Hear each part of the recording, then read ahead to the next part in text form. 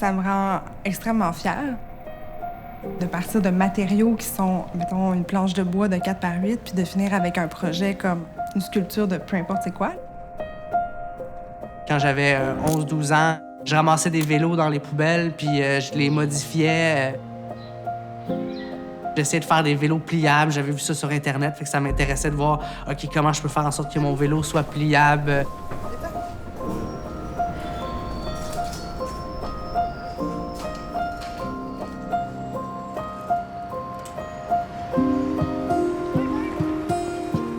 Chez GoFab, nous, on fabrique des décors ou du mobilier pour l'événementiel, le commercial. Donc, ça peut aller d'une pièce de théâtre, un scénographe qui va nous contacter pour bâtir le décor d'une pièce.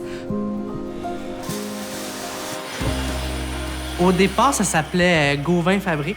J'étais tout seul dans un atelier. Rapidement, je me suis rendu compte qu'on pouvait pas faire ce genre de choses-là tout seul. Sarah-Jeanne, ça a été la première qui s'est jointe à l'équipe. On dépend des autres. On a intérêt à avoir une belle relation de travail. On passe toutes nos journées ensemble. Nos collègues connaissent notre fils. La relation entre nous est aussi importante que les projets. Avec Mika, moi puis Sarah, on va être un peu plus occupés ce matin. Fait que un motto qu'on se donne là, avec l'équipe, c'est vraiment sécurité, efficacité. Donc, avant de se positionner pour faire une manœuvre, on va s'assurer que ce soit sécuritaire pour ensuite s'assurer que ce soit efficace.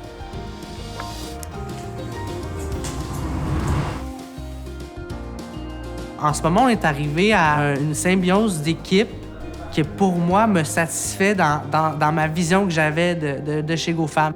C'est-à-dire une entreprise à échelle humaine, proche de l'environnement.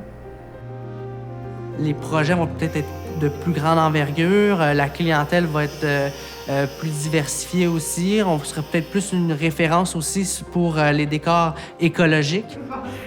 J'espère aussi que le milieu va avoir pris un tournant, parce qu'on va être rendu justement à plus penser à que va devenir le décor après le spectacle, après le tournage. Parce qu'on peut plus penser autrement. Faut réfléchir à la deuxième vie du décor. Et je pense même si ça doit avoir un impact sur la création.